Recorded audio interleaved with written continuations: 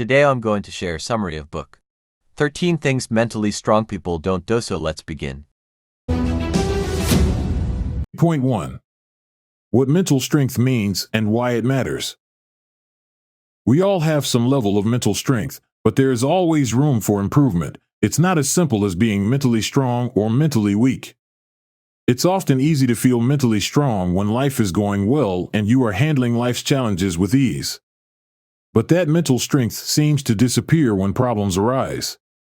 Developing mental strength is about your ability to regulate your emotions, manage your thoughts, and behave positively.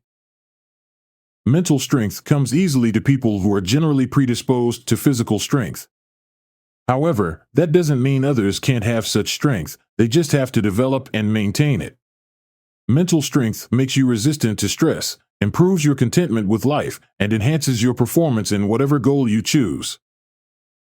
This summary will help you find better ways to cope with life's challenges so you can avoid pitfalls. It's about growing, improving, and striving to become a little better than you were yesterday. Keep reading to find out the 13 things mentally strong people don't do. Optimism alone isn't sufficient to help you reach your full potential. Ami Morin. Key point 2. Feeling sorry for yourself is nothing short of a waste of time.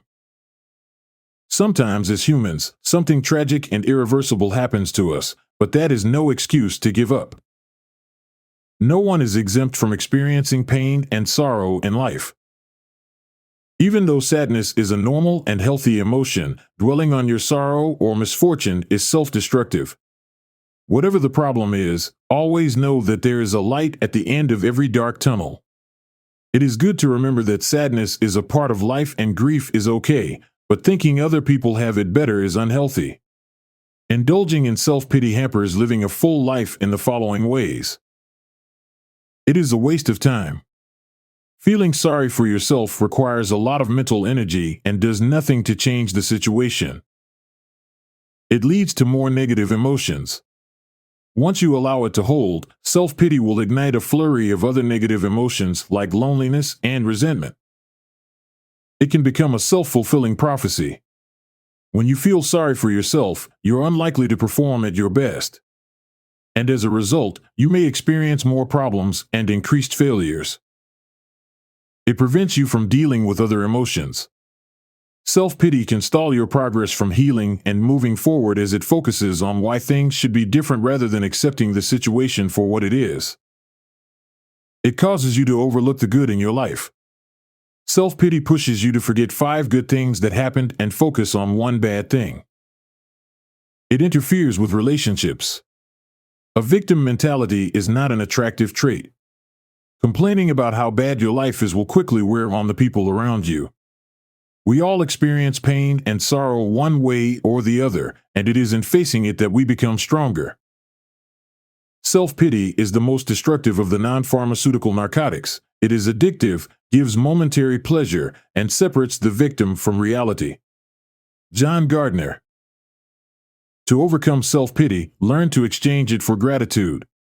Look for those little things in life that you can so easily take for granted and work toward increasing your feelings of gratitude. Did you know? A 2003 study published in the Journal of Personality and Social Psychology found that people who feel gratitude don't get sick as often as others. Key point 3. Preserve your inner strength and let go of the things you cannot control. There is always someone we feel is against us to be unbearably intrusive and irritating, undermine our authority, and undoubtedly get on our nerves. The feeling is unavoidable, and it is perfectly reasonable and human to become incensed and want to react. But it is unhealthy to devote time and energy to nurturing negative emotions towards others. Ultimately, you are the only one who will get hurt. Until you focus your energy on things that hold more value and worth, negative emotions will always have that power against you. The following are the problems that come with giving away your power. You depend on others to regulate your feelings. You let other people define your self-worth. You avoid addressing the real problem. You become a victim of your circumstances. You become highly sensitive to criticism. You lose sight of your goals. You ruin relationships. Accept that you cannot control it all for your peace and well-being and move on. Learn to influence and not control. Some common problems associated with trying to control everything are increased anxiety, a waste of time and energy, ruined relationships, judging others harshly, and unnecessarily blaming yourself for everything. Learn to let certain things go. Understand that some things are just beyond your control. Holding on sometimes hurts more than letting go. If you've exhausted all possible options to get something to work your way and it doesn't, it would be unreasonable, unhealthy, and unwise to keep at it. Trying to gain total control in a sphere of your life could affect other aspects negatively and render you blind to what is taking place until it is too late. Key point 4. Change is a welcome turn of your life, and you are not here to please everyone. Change is a part of life. It is a part of being human. But it is hard, and even though we know we will improve our lives if we embrace it, we often resist it because our routine is easy and comfortable. It is okay to be afraid of change. When diving into changes too fast, we overwhelm and tire ourselves out instead of facing the change. There are 5 stages of change. Pre-contemplation. When people are pre-contemplative, they don't yet identify any need to change. Contemplation. Actively contemplative people consider the pros and cons of making a change. Preparation. This is the stage where people prepare to effect a change. They establish a plan with concrete steps that identify what they want to do differently. Actions. This is where the concrete behavioral changes take place. Maintenance. Most people overlook this step, but it is essential. Planning ahead to maintain lifestyle changes in the face of obstacles is crucial. If what you are attempting to change is too much, and you attempt it alone, it is doomed to fail. You need to accept help and support from people you trust and take it one step after another, committing to the goals you have set. It is okay to want others to see you as the nice one, but you need to draw the line somewhere. It is good to have a pleasant personality, but attempts to be a nice person can backfire when your behavior crosses over into people-pleasing. People-pleasing can take severe tolls on your life and make it impossible to reach your true goals. You shouldn't strive to develop a reputation as someone who can always meet other people's needs. Learn to say no. There are always people who are almost impossible to say no to. You always want to give them what they want, when they want it, which can inflict serious mental, emotional, and physical strains. Everyone cannot like you, and you shouldn't aim at being universally liked, as you'd be slaving away for the rest of your days. You are not responsible for the feelings of others. Instead, strive to please yourself and the people who matter to you.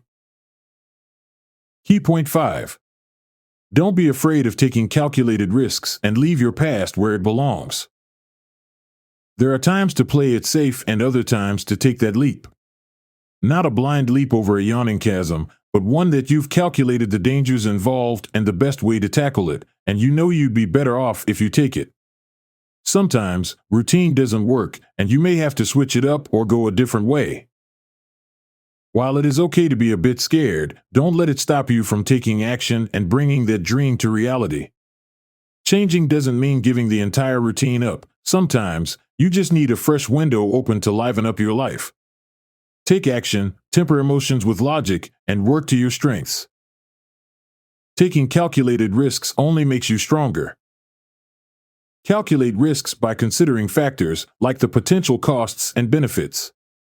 Stepping into the unknown to take carefully calculated risks can help you reach your dreams and fulfill your goals. Lingering guilt, shame, and anger are just a few of the feelings that can keep you stuck in the past. You might subconsciously think, if I stay miserable long enough, I'll eventually be able to forgive myself. You may not even be aware that deep down, you don't believe you deserve happiness. Moving forward is unexplored territory, and humans naturally fear what they don't know. We want things to remain as they were before, but they can't, and there is no point lingering on that. It is unhealthy to dwell on the past. Whatever happened in the past is of little consequence to what is happening in the present unless you choose to make it so.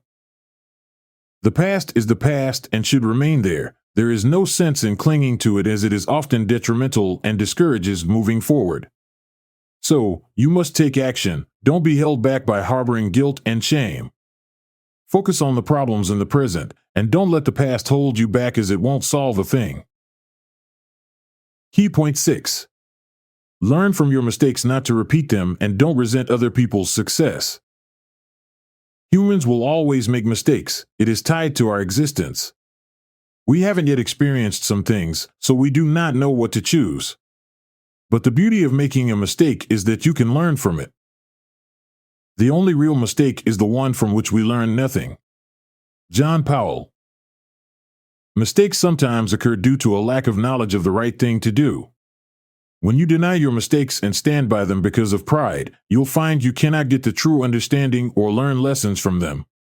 By repeating your mistakes, you won't get anywhere and tire yourself out doing the same thing over and over again.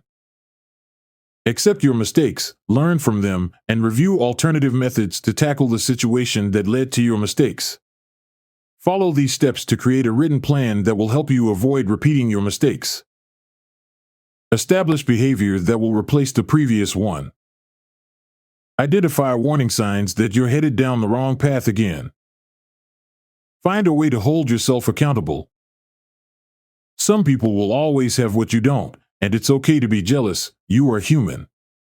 But the toxic emotion of resentment, spending too much energy on bitter thoughts, stressing, and agonizing over their success, comparing it to yours, and irrational thinking will eventually lead to illogical behavior and stunt the growth of your mental strength. Resentment stems from perceived notions of injustice or deep-rooted insecurities. You need to realize that you don't know what goes behind closed doors or what your neighbors have gone through to achieve the amount of success they are enjoying. Key point 7. Never give up after the first failure, and don't fear alone time. While some people are motivated by one failure, others feel they cannot succeed after their first failure and give up mainly for fear of trying and failing again. Rather than facing those fears, we tend to avoid risking another failure, hide them or make excuses for them, letting them define us. Then we spend a lot of time dwelling on our failures. Fear is often at the heart of our unwillingness to try something after we've failed at it already. However, not everyone shares the same fears about failure. Some worry about disappointing their loved ones, while others might be worried that they're not strong enough to handle another setback. If we truly desire success, we must have positive thoughts and the right attitude. Many people don't believe that solitude is a productive way to use their time. There is a common notion that being alone is bad and being surrounded by people is good. That concept pressures us to fill our social calendars, but it is entirely incorrect. Humans are social animals, but there are times when we need to be by ourselves. You shouldn't be too afraid of taking some time away from people. Being alone. Key point 8. Mentally strong people don't feel the world owes them anything, and they don't expect immediate results. Everyone wants justice and their fair share in life, but the belief that you are owed something because of what you've been through or because you are an exception to the rule is unhealthy. There are people whose sense of self-esteem goes completely overboard. They feel too awesome and wonderful to be told a no. Such people always expect to have their way. This is a very wrong mentality, as nobody has an exclusive right to the world. The world was here before you. Feeling entitled to something is not in any way healthy, neither is clinging to it, as we often develop a feeling of resentment toward those who get what we think we are entitled to. It won't gain you any friends save those who have the same embittered feeling as you do. Be empathetic, less selfish, and know that sometimes it is not all about what you deserve. Focus on giving, not receiving, and swallow a giant pill of humility. Get over yourself and move on. Progress isn't always obvious, and change isn't often immediate. They are gradual processes. Sometimes, it is not about the time you put in but the amount of work you do to achieve your goal. We have to accept that we can't get everything instantly. The quick fix is not always the best solution, and expecting quick fixes is setting yourself up for failure and blinding yourself to newer opportunities. Persistence, patience, and perspiration make an unbeatable combination for success. Napoleon Hill. The saying patience is a virtue might be old and cliched, but is nothing short of the truth. Impatience will lead to aggression, stress, unnecessary pressure on yourself, and a lifestyle that will put people off you. Conclusion. You'll never become an expert at anything by only reading a book. Athletes don't become elite competitors after reading about their sport, nor do top musicians increase their musical abilities by watching other performers. They also have to practice and work on their weaknesses to improve their skills and performance. However, this bite-sized summary is not enough to increase your mental strength. You need to incorporate the strategies into your life that will help you reach your full potential. Mental strength requires ongoing maintenance, just like your physical strength. Leave room for improvements and remember to learn from problems and so-called failures rather than allowing them to knock you off course. Realize there will be bad days, but don't let them put you off. Take the bad days in stride with the good days and strive to lessen the bad days. Maintain a healthy behavior until it becomes part of you and nothing short of second nature. Just as a good coach would provide advice and support to help you get better, be willing to do that for yourself. Focus on areas you're doing well and build on them. Identify areas that need improvement and challenge yourself to get better. Create room for growth, but understand that you'll never be perfect.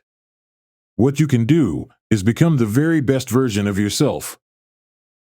When you become mentally strong, you will be your best self, have the courage to do what's right, and develop a genuine comfort with who you are and what you are capable of achieving.